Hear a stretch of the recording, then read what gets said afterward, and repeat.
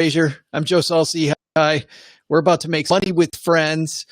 This is always fun, I think. It's funny, Tate. We got you don't get a 5-star review last week because you were on the show. Because people like my two favorite topics, money and sports.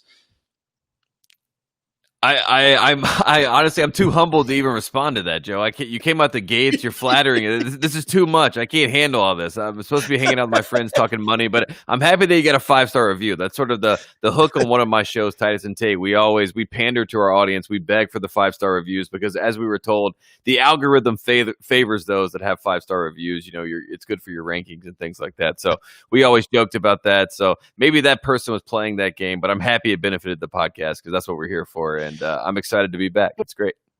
Well, that's what I was going to say. If it's a buddy of yours who did it for us, thanks, dude. Just thank you. If you had all your friends, just give us 5-star reviews.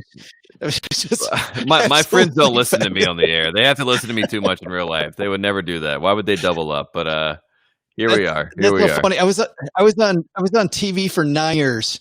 You know how many times my wife saw me on TV? 9 years, twice a week for 9 years. You know how many times she saw me live? I'm going to go 9. 9 sounds 3. 3. Yeah. 3. Yes. But you know what? She gets to live with me every day. So the pleasure's all hers. So see, the thing is, parents watch everything.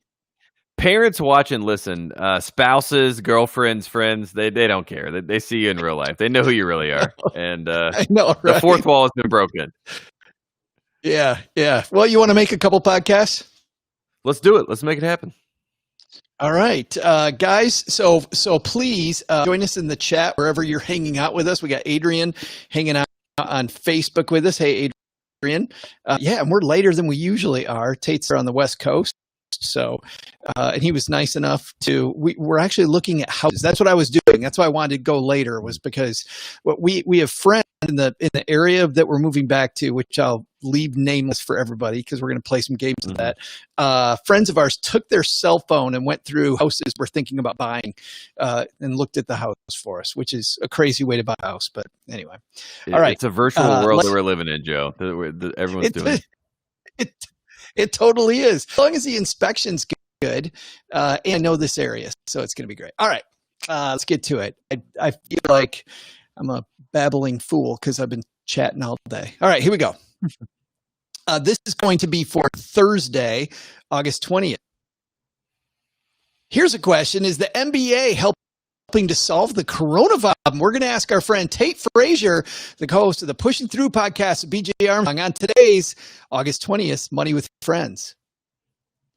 Welcome back, everybody, to the Money with Friends podcast, coming to you live from Stowe, Vermont, where we're working on episodes of the Stacky Benjamin Show. I'm Joe Saul-Sehy.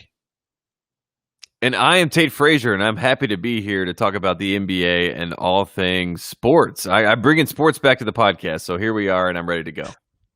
I love the sports meets money intersection that you bring to the show. They've always been meeting, Joe. That spoiler alert, they've always been together. They have. That is a spoiler. This is the podcast where we cover recent stories ripped from the press. Today we're going to cover one Tate brought to the table to us from ESPN. Not only do we read them, like some podcasts, into how they affect your wallet, what you can do to invest, save, or pay down debt more effectively. And at the end of the show, we'll have a big idea that you can take home with you for the rest of today and the rest of the week. Hey, this show is brought to you by NordPass. We lock passwords, hold the keys to it. NordPass, you stored your passwords in the cloud, access them on desktop, mobile, or your favorite browser. It's all encrypted on your device for your eyes only. You'll get 60% off and a 30-day money-back guarantee if you use our link at nordpass.com/MWF. Tate Frazier is back. Is it good? Last time you were here, they were just ramping up, Tate, basketball. You got basketball. Is it everything you wish for? It's everything and more, because I'm more a college basketball fan by nature. I'm from Tobacco Road, as they call it, in North Carolina. So I grew up more in love with the Dukes and the North Carolinas and the Wake Forests of the world, NC States. I got to throw them in there. They'll be upset about that. But the NBA bubble has felt a lot like March Madness. It felt a lot like the NCAA tournament. We did not get that this year. So it's kind of been a nice, convergence of my interests where we have, the NBA playing a college basketball type atmosphere. They're all on one campus together. It's the Disney campus, which makes it more money, like we were talking about before. So it's not quite college basketball. But there have been great games. There have been great moments. The Phoenix Suns went 8-0. That was a big upset to the world. No one expected the Phoenix Suns to do that. So they got a lot of positive, energy and juice out of this whole thing. Then they got to go home, Joe, which is the best thing. You leave undefeated. That's great. Right. Well, and how about San Antonio's out of already? I mean, that's history. That hasn't happened in forever. I think the last time that San Antonio didn't make a play, Pat Riley was still a coach back then.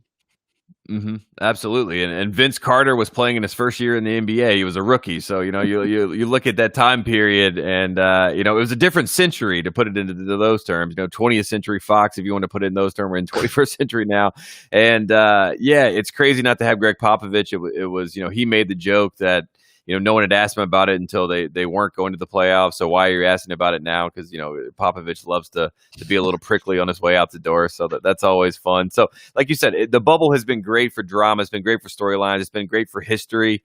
We hate to see the Spurs go, but like you said, that's a moment in time we'll always remember. We'll remember this run. We may never see a franchise like that in the NBA again. The continuity there was unbelievable. It was unbelievable. And something we might not have expected is that the NBA might be helping us with the coronavirus problem. I found that unbelievable. Let's see which one of our friends is going to help us today's show, and we'll get into it. Perfect. All right, this from ESPN, and it is written by Zach Lowe, and this is called Saliva-Based Coronavirus Test Funded. NBA, MBPA gets emergency authorization from the FDA. A lot of A's in there. Tate, lots of A's. You want to do the honors? Yeah, let's do it. From Zach Lowe, great writer. The U.S. Food and Drug Administration issued an emergency, authorization on Saturday, allowing public use of a saliva-based test for the coronavirus developed at Yale University and funded by the NBA and National Basketball Players Association. Another, the A's we were just mentioning there in the headline. The test, known as Saliva Direct, is designed for widespread public screening. The cost per sample could be as low as about $4, though the cost to customers will likely be higher than that, perhaps around $15 to $20 in some cases, according to expert sources. Pick it up there from Joe. Yeah, sure. Yale administered the saliva test to a group that included NBA players and staff in the lead up to the league's return to play, and compared results to the nasal swab test the same group took. The results almost universally matched, according to published research that has not yet been peer reviewed. The leading coronavirus saliva test developed at a Rutgers University lab and given the same permission by the FDA in mid-April, cost individual consumers up to $150, though that can be reduced to $60 or $70 in some circumstances, said Andrew Brooks, an associate professor at Rutgers and chief operating officer at Rutgers, RUCDR. Infinite Biologics, that leaves easy for me to say, the lab behind the test. The Rutgers test can be taken at home and returned results in 24 to 48 hours. They go on to say, by the way, and we'll link to this on our website, but several NBA teams use the test and sports teams are still using it. But man, taking the cost of this test, Tate, down from $150 to maybe people paying $20, the NBA helping to solve the coronavirus testing problem? What's this all about? Yeah, I mean, it's one of those things where, the NBA is getting a lot of credit right now for being able to put this bubble together. And the reason they were able to do that was because they were able to be on the forefront of testing, to be able to understand and be able to flip tests in these tight windows. And also there were a lot of players, while they were negotiating the bubble, that were saying, look, I want to play basketball, but I don't want to get a nose swab to my brain every time that I go into the arena to practice. That seems like a lot. I mean, one of the first week, Hassan Whiteside, who plays for the Portland Trailblazers, I think he had taken 26 tests in 8 days of being in the bubble. So the saliva test, that was a big option. So being able to, one, have a saliva test and then being able to have something that's economical for people that, like they said, $4, obviously to be scaled up because that's how things work. Money. Got to make some money.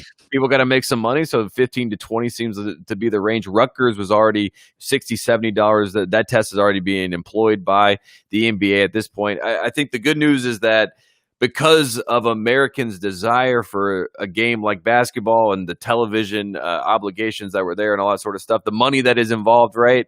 we are able to get the healthcare benefits, the fact that we are getting the first quality testing for these NBA players. There's trickle down effects for the actual American people. I don't know. I look at that positively. Obviously, the fact that the NBA is having to lead the charge maybe not be the best thing, but it is good news that Adam Silver and the NBA are able to deliver this whole thing, and for it to be an example for the FDA, because that's good for everybody in the U.S. So that's great. I actually think it is a good thing because, you see these people, a lot of times people will say, stay in your lane. You know what I mean? I mean, I don't know if you guys have ever gotten in trouble on your show. We certainly have, where we talk about stuff that's out of our lane. People are like, dude, get back in your lane, talk about what you know about. But I think that the NBA here, by diversifying, by thinking about something bigger than just NBA, I mean, we've seen the number of people that have come to the NBA the last several years. The NBA is definitely on a march up when it comes to fan appreciation, where you're seeing other sports like baseball, which are going the opposite direction. Do you think this is another example of the NBA thinking about how do we help a lot of different people, and this will also help us get more fans? It's interesting because the big knock, right, is that you mentioned the MLB. The viewership is going up on Major League Baseball, and the viewership on the NBA is going down, despite what most people would expect. Like what you're saying, the fan appreciation does not necessarily reflect ratings, and ratings, like you said, and we discussed, that is a driver of the money that's involved with these things. The NBA, I think, they're playing the long-term play, which is we want our players and we want our entity to be a good faith business for the fans, for what it is, and even outside of that, you know what I mean? We're well intentioned, where we're coming from. And Adam Silver has been, probably as contrite and upfront, as empathetic as a commissioner of a Big Four sport in America can be, and so he's doing his best, I think, to maybe branch out of basketball, like you said. I mean, the NBA is now in a different space, but they've always been in different spaces. They're a global brand. They're in digital spaces. And they are willing to diversify, and it's amazing, honestly, that in a world that soccer and basketball are the two biggest sports that are able to translate internationally everywhere. The fact that the NBA, that is based in the U.S., is the biggest global basketball league, despite FIBA and everything else, there's power in that. So the NBA being an American place, and obviously being able to help Americans right now during a pandemic, that has to help. I don't know if it's going to lead to viewership or ratings boost. I can't guarantee that, but there's got to be some sort of full faith or good faith there that everyone can appreciate. I definitely can as a fan. Well, and I got to tell you, as a fan, I haven't been to an NBA game in a long time. I've watched some on TV. I generally watch some of the playoffs, but it's hard when you're a Detroit Pistons fan. By the way, It's very, very difficult. But early in this season, when the Pistons still had hope and we thought that we would have a full season. Remember those days back when we were young and we thought we'd actually play a full season of basketball? I went to my first game in a long time in Detroit. And I got to tell you, Tate, the difference in the fan experience now versus 10 years ago when I went, night and day. I felt like the NBA really was focused on me as somebody going to the game. I mean, I really felt like from the time I walked in the door, like it was a hard press on me. And my whole family left. I took my kids who were 25. I took my son, and my wife. The three of us went out of there, and we went. That was a way better experience than we thought it was going to be. And the game wasn't even close. I mean, luckily in this case, the Pistons won, but which doesn't happen often. But the NBA product has been really, really good. Yeah, and Steph Curry was able to bring in a new wave of the casual NBA fan, and also to bring in the idea that you don't have to be 6'8", 250 pounds and a super athlete to be the best player in the NBA. You can look like a regular guy and somehow be the unanimous MVP. So there was like this great wave during that 2015, 2016. And then we saw the big salary cap bump that they got with the league, with the revenue that was coming in 2017. And that was the reason why a guy like Kevin Durant could go sign with the Warriors. And then they make a super team and the interest goes there. And, LeBron started that in 2010 when he went to the Miami Heat. And I think the drama and the storylines, like you said, you weren't, the score of the game didn't matter, but the atmosphere that they're trying to create, and then the drama and the players and the investment in and around the game is what they're involved with. And I think, at the end of the day, they're the most famous stars in sports, right? I mean, that are most well known. We know Russell Westbrook, we know James Harden, we know LeBron James, we know Steph Curry. The list goes on and on and on. Baseball guys, they used to be that, and it's hard for Mike Trout to get more than a Jersey Mike's commercial, at least where I am. You know what I mean? I want to see more of Mike Trout, but that's sort of where it is, and that's good for the NBA. Yeah, I really think if there's a takeaway for any of us today, and we're going to have our big takeaways here for all of us, I think it's that when you have a product that you're trying to sell, these guys are trying to take a basketball and put it through a hoop. But it isn't just about that. I mean, looking at this coronavirus stuff, looking at the whole package, the whole fan experience, I mean, that's really where the money is. Whatever you do, making your life easier for your fan or for whoever's appreciating your sport, I think is a big thing. Hey, in just a second, Tate and I are going to have our big takeaways from today's show. First, want to say a big thanks to everybody who's used our link when they've used NordPass. NordPass is a password manager that I use to make sure that my passwords stay locked. Now, I used to use a pretty cool password, one that I thought was very difficult. The issue was I used the same one for everything. And you know what ended up happening? Well, if somebody would have gotten into my stuff, they would have gotten into everything. With NordPass, I don't even know what all my passwords are. NordPass creates them.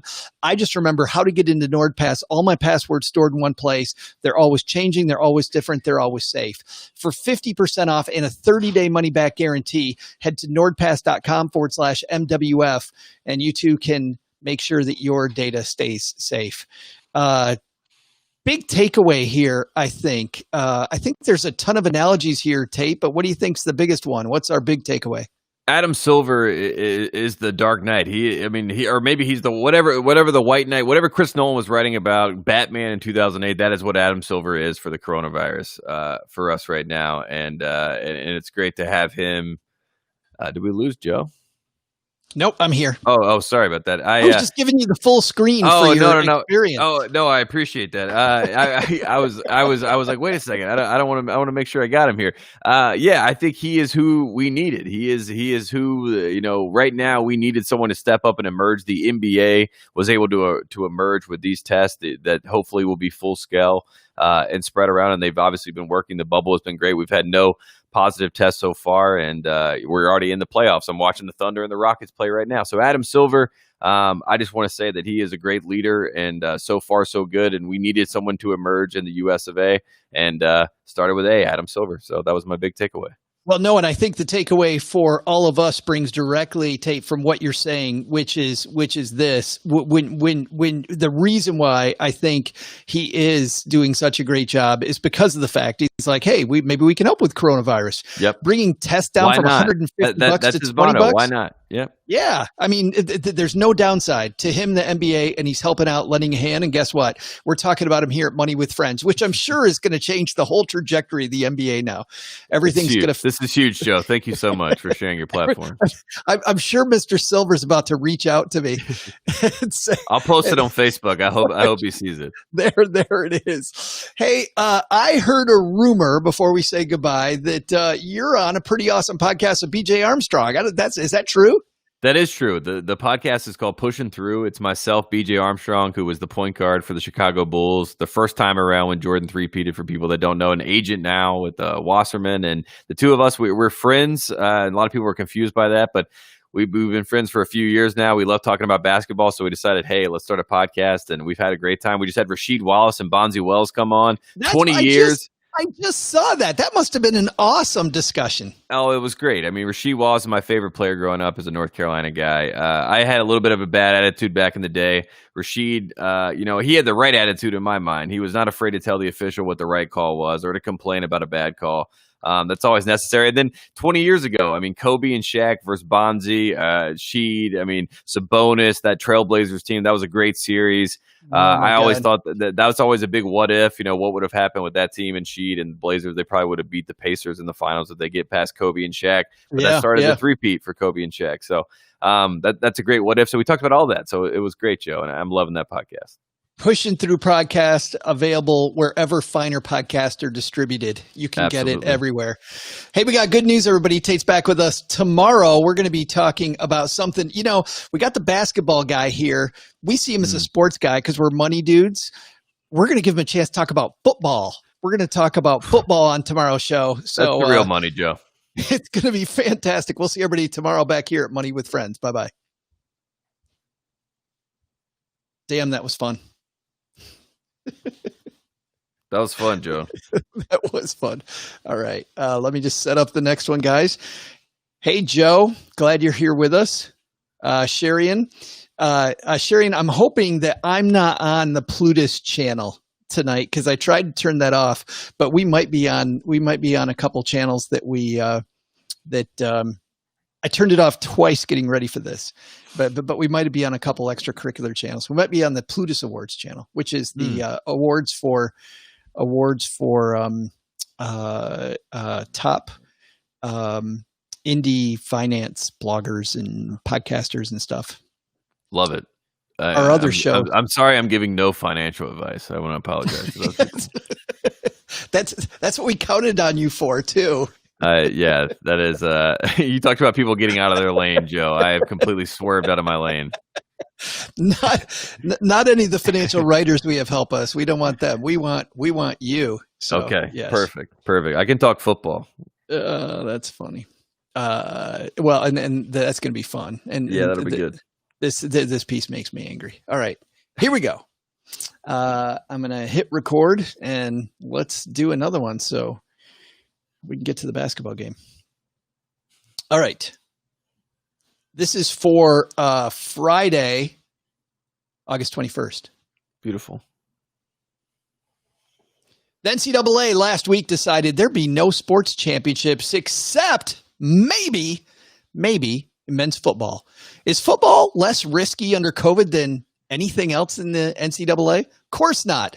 But what other factors might be at play? Well, we'll let a guy who usually talks basketball, Tate Frazier from the Titus and Tate podcast, finally have his big shot.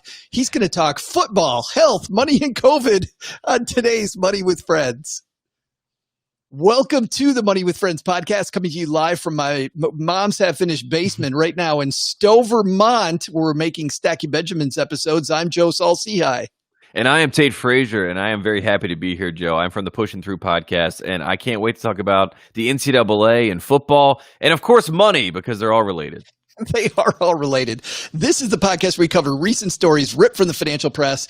Today, we're going to tackle one from, where the heck did I get this from? I got it from MSN Sports. Mm-hmm. We're not only going to read part of it, like some podcasts, but we'll dive into how it affects your wallet, what you can do to invest, say, pay down debt more effectively. And if that's not enough, Tate and I are going to have a big idea that you can use the rest of your day to be better with your money. Today's show is brought to you by Tiller Money.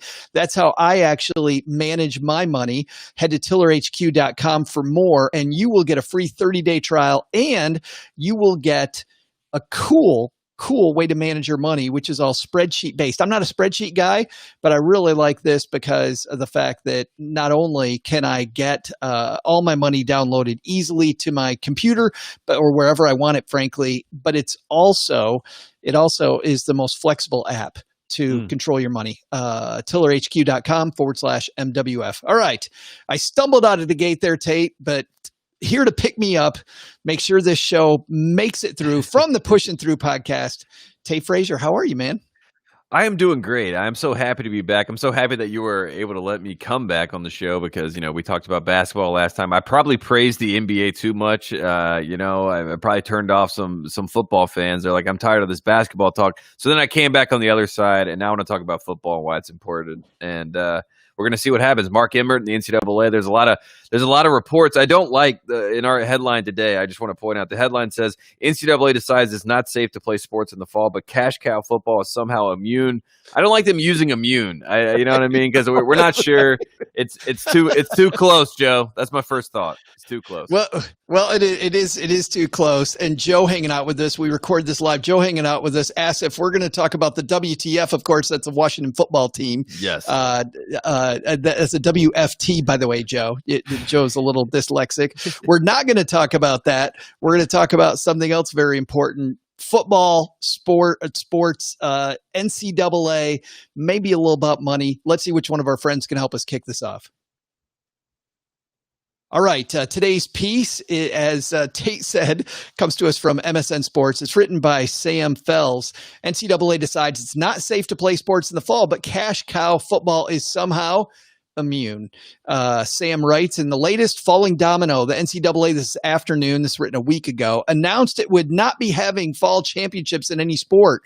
That's not football. The NCAA has decided that soccer, cross country, women's field hockey, volleyball, all not safe for kids to participate in due to the pandemic. They have some hope to move them to the spring as well, but no firm plans have been announced as of yet. This news comes from the NCAA's president, Mark Emmert. You might notice a name missing from the list of sports here. It's the fall sport that generates billions for universities and the NCAA. Somehow that one's still going in some parts of the country, because the funny thing is college football is actually too big for the NCAA to do anything about. Tate? In this nonsensical world where players aren't paid anything to generate ungodly amounts of money for coaches who drive them into the ground and then decry any first off, these are not my words.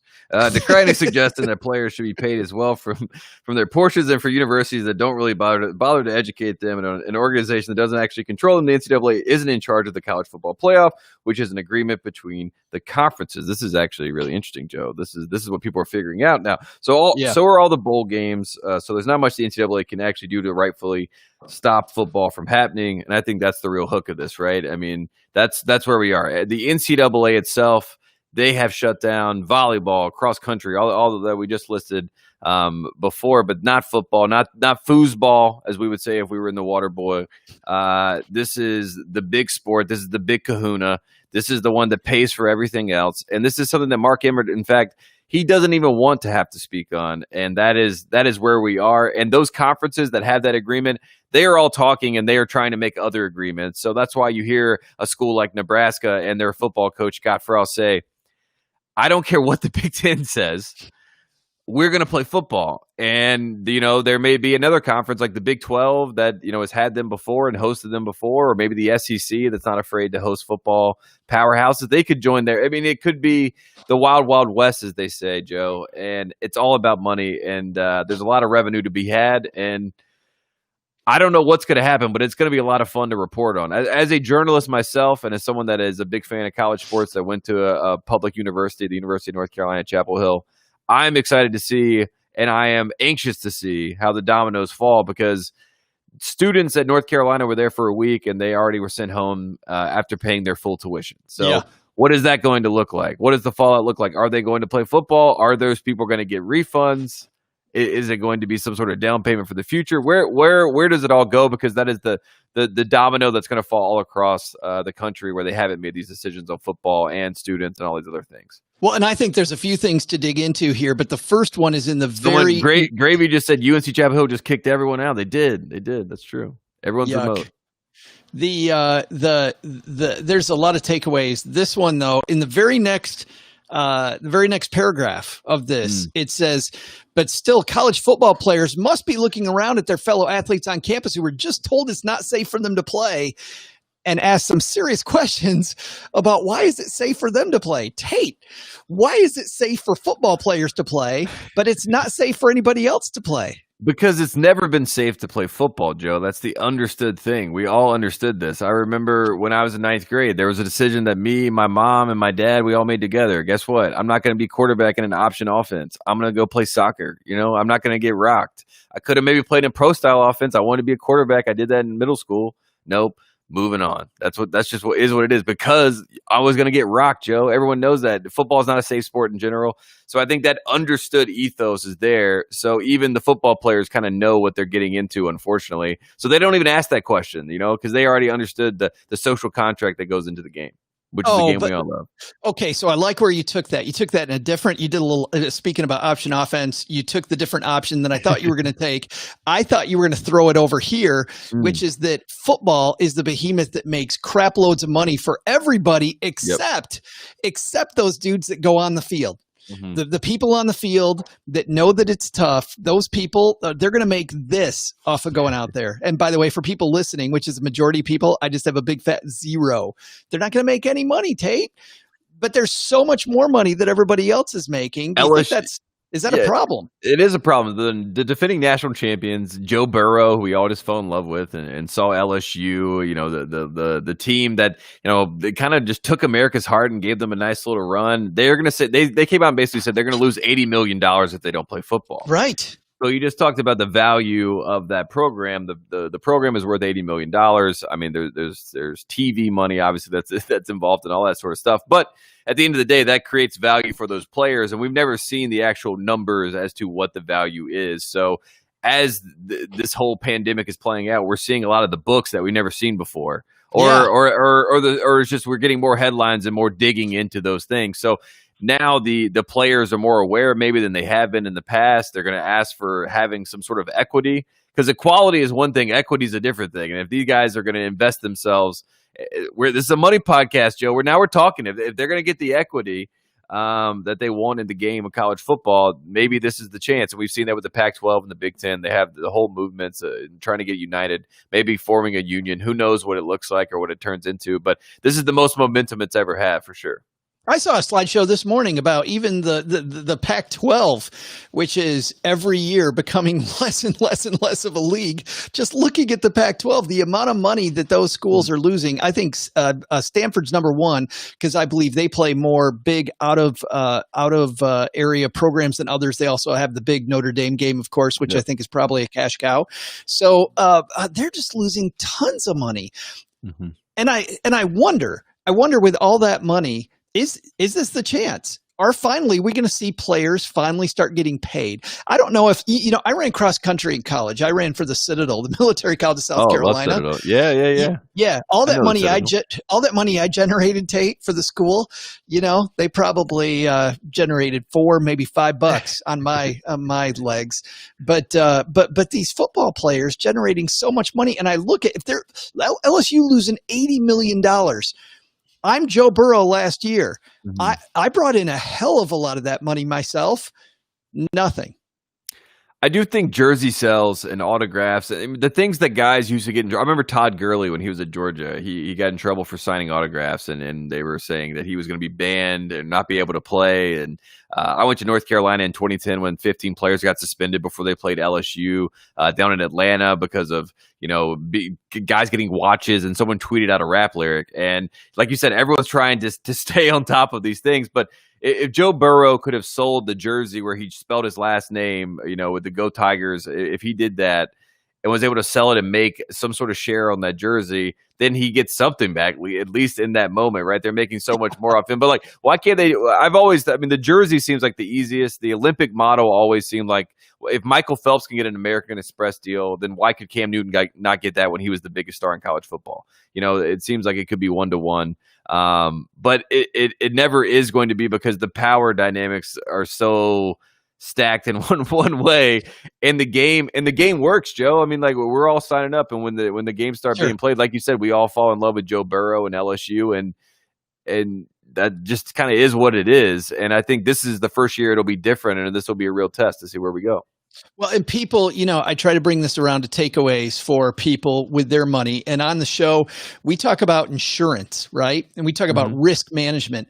And I'm wondering if a situation like this makes an NCAA star go, I need to go pro quicker, because if I'm taking this much risk with my body, I need to make money. I mean, don't get me wrong. If you're doing something that you love, I don't know what type of a moat you guys crossed with the Titus and Tate show before pushing through, but for Stacking Benjamins, we had a hell of a moat. It's okay to do something you love for a while, but at some point it has to start paying, right? Yep. And for these players, maybe instead of playing 4 years, maybe it's only a year, maybe it's 2 years, just to get the word out about how great they are. Then they go finally make it worth their time. Absolutely. I mean, the good news for guys that are playing football is that the NFL, I believe they do have the fans, the institutional fans that are there. So when you go play for the Raiders, or you go play for the Cowboys, or you go play for the Giants or the Jets or whatever it may be, you have a chance for those fans to love you, to invest in you, to support you, to basically make you have more value in the marketplace because you are being supported. And I think that's what college football and college sports in general is able to generate fan bases for guys that go play. Yeah. If Andrew Wiggins goes, to Lawrence, Kansas for 9 months, and they're fans from Kansas that are always going to be a fan of Andrew Wiggins because he went to Kansas. There's Joel Embiid's probably a better example because he's in the playoffs right now. So we'll say Joel Embiid. They're always going to be a fan of Joel Embiid. He was there for 10 months. I know he wanted to stay longer, but that kinship or whatever it is, that connection that we have to the universities, I feel like the NFL teams have that as well, to a certain extent, for the loyalty. So as football players, being able to make that jump and know that you can go somewhere where you can build that fan base, where you can be like a prime time, or, all these guys, Michael Strahan with the Giants, whatever it may be, whatever example you want to use, you can build that in the NFL.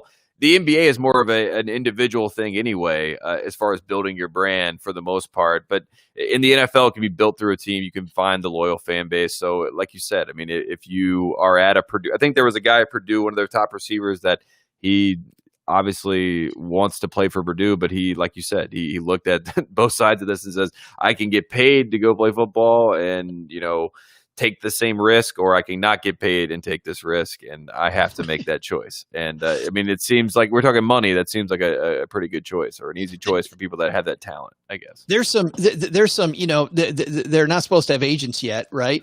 I'm not sure how that rules works better than I do, but there's got to be some family financial advisors out there sitting down with dude with a big arms family doing crossover point analysis about how much college is going to be worth it before they go, especially with this stuff going on.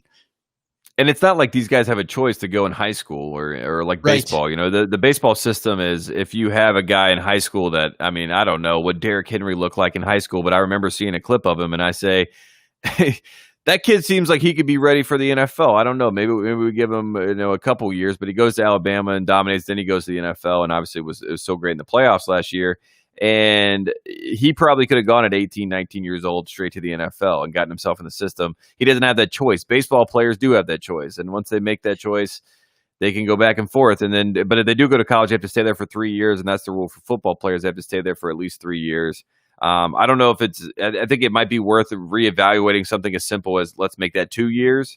I know that would upset the Nick Sabans and the Mac Browns of the world when that happens. But I think maybe that's something that at least there's some sort of tip of the cap or a nod to, hey, we know you're putting in a lot of investment here. You only have to be here for 2 years, then you can go pro. I don't know. That was Maurice Clarett was that perfect example. That's what he was. Yeah. This, by the way, goes back to your original point, though, Tate, which is that the players know what they're getting into, right? Yep. And that is different with baseball. If you decide to go baseball, you know what the system is. You know what you're getting into. With football, you know what it is. So, I don't know, maybe our takeaways get – well, we'll see what our takeaway is in a second, but maybe it is understand the game before you get in. I mean, I hate to say ask an 18-year-old to know what the hell they're getting into, but with that much money on the line, maybe that's the deal. Yep. In just a second, Tate and I are going to have our takeaways from today's show. But first, want to say a big thanks to everybody who's checked out Tiller Money using our link, tillerhq.com/MWF. I use this spreadsheet to manage my money, even though I'm not a spreadsheet person. You would think, being a money geek, that I am, but I'm really not. But what I like about this is that I move very quickly, and I want to make sure that I stay on top of my money, and I don't want to have a bunch of stuff advertised to me because I went with a free app. So because there's a subscription with Tiller Money, and you can find out more about that at tillerhq.com/MWF, what you'll find is you know exactly how they're making money, and you know that all that you're going to get from them is a great, easy way to manage yours. So I start off with a template.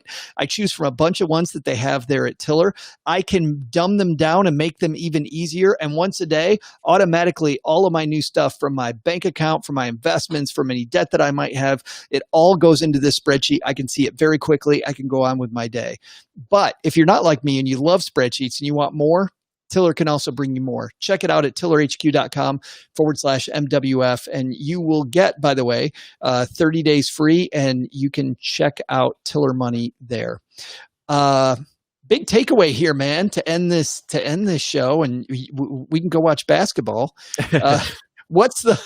I apologize to the people that are watching me live right now that see my eyes cutting away to the TV, but like I said, it's the playoffs. But my big takeaway, Joe, is pretty simple: is that despite all of the back and forth and the wait and see approach to these big SEC, ACC, Big 12, the big conferences in football, the show will go on. I think that they will roll the balls out. They will see what happens because of the big money that is involved. And we're going to see what the ripple effect is. And if you are a player, like you said, you have to understand what you are getting yourself into. You hope that you have the education of the risk that you are taking and you understand that. And if you make that decision, we have to hope that the Jim Harbaughs of the world who put out his comprehensive plan and said, this is how we're going to execute things and run it like a tight ship. You have to hope that that's how everyone does it. And I feel like, to be quite fair, some of these big institutions are professional institutions like a Michigan or an Ohio State or an Alabama, or an LSU. The list goes on. Texas, Oklahoma. They can run a tight ship, and if those institutions are going to play football, they're going to go for the money, and they can put a plan together. We're going to see what it looks like. My big takeaway is that football will go on, and we will deal with the repercussions of it, and that's kind of where we are, Joe. And the SEC and the ACC, and who knows what conferences look like, but I think that we're going to see some football games, and I don't know if they're in a bubble or outside a bubble, or who knows, but they're going to play, and that's going to be interesting to watch. I would say. I just got to. I can't let that go without reminding people that Jim Harbaugh's a loser. I just got to say that. Michigan State coming out. I like go green, pal. Go green. Yes. Forget about the Wolverines. All we want is college basketball. That's what I'm hoping for. Fingers crossed for college basketball. I'm hoping for the Maui Invitational at best. Man, me too. That was so painful not having March Madness this year. It was just, my March was just, between that and figuring out what the hell to do at home that whole month, that was bad stuff. I think you brought up Harbaugh though, just to poke me. I think. No, I was not doing that. I promise. I'm not a Michigan guy. I'm not a Michigan guy. You are. Yeah, good point. You are not a Michigan guy. No. My takeaway is that there was a show that we did with Stacking Benjamins with this guy, John Hope Bryant. And he talked about how there's a lot of people in America who never get the memo about money. And his book was called The Memo. He's like, some people are born in families where they get the memo, they know what's going on, and they get this leg up. They know what a mutual fund is by the time they're 5. They know how to stay away from credit card debt. And then there's people that are in this cycle of poverty and they'll never get out of it. The thing that's cool about sports though, Tate, is it's a great equalizer. And if you're going to play sports, I think there's a couple things to do. Love the game, but know the system you're in. We talked about that, but then also, man, look at the way the game is changing right now and the risk that you're taking. And I think you got to think about risk versus reward at this point. I think the risk reward thing, especially I look at yesterday, we talked about the NBA. They have these players in a bubble. Mm-hmm. They're completely isolated. I feel like a lot of the NCAA guys that we're about to see out there on the football field, not in a bubble at all, and they get to go hug some dude on the 40-yard line every single play over and over and over, spitting on each other's face. Yep. And in the cold, in the rain, in the snow, whatever it may be, and like you said, it's a risk versus reward, and I think a lot of guys look at the platform. For some guys, it is worth it because, like you said, the visibility will get them to that next level, and that may be worth the risk reward for them personally. But what is that for the third string, fourth string? Who knows? But college football for sure is a big behemoth, and there's a lot to be examined there, and we'll see what it looks like, because I think it's going to take a new shape, and people are going to be. I think it totally is. Yep. Yeah. And are they going to make it? The teams that play, are they going to make it through the full season? Is Texas going to make it through the full season? I mean, I don't know. Stubbornness is something else. Stuff if people want football, they're going to go for it. That's the thing. I don't know what phase they're going to be on in Texas, but it might be phase, Friday night, and they're going to tee it up. So it is the adventure of sports gets more of an adventure every day here. Hey, we talked yesterday, my friend, about what happened recently on the Pushing Through podcast. You know that nobody listens to or watches this show. So just share with, it's just you and me, man. What's coming up that you probably can't tell anybody about that you're waiting for this big reveal on Pushing Through? Well, I mean, I'll tell you this. We do have Miami Heat fans out there. I don't know if there are Miami Heat fans that are listening to the podcast, but Duncan Robinson, who is one of their starters, one of their best shooters, a guy that's breaking a lot of he's like a splash cousin. He's like Klay Thompson and Steph Curry's splash cousin, just shoots threes. He's a specialist. He studies Reggie Miller. He's a friend of mine. I remember when he was at Michigan, he wanted to do a podcast because he thought his basketball career was going to be over in a few months. They make the Final Four. He ends up going to the Heat. The rest is history. We're going to have him on the show. He's going to tell us about being in the bubble like we've been talking about, and share some stories about, having JJ Redick try to teach him how to shoot basketballs, but he's like, I already know how to shoot.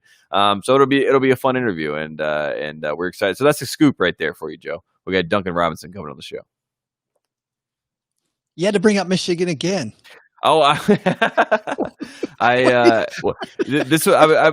so think about it like this. He played on a D3 team before, so that's where he really represents. No, and I got to tell you this. Not only do I like him, I thought that Jim Beeline and the way that he coached those teams really just did a service for everybody. It was great for the Big Ten. Yeah, it was fantastic. Yes, and I love that defense first, disciplined basketball game. Good stuff. And then they turned into an offensive team that last year. The year that they made the Final Four. It was kind of crazy. Mo Wagner and Duncan Robinson. It was a great team. A lot of fun.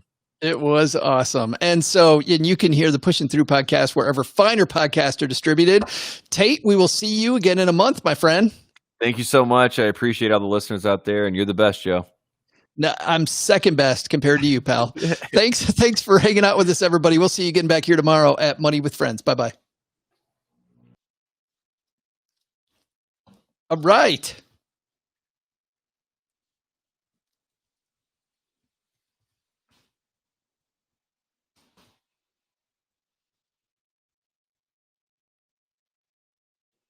Thank you, guys. Thanks for hanging out with us, Joe. Thanks. I thought this was very funny. Whole football versus term football. Good stuff, guys. All right, I'm going to have some dinner. Super late recording. Glad you guys could hang out. We'll talk to you soon. Bye bye.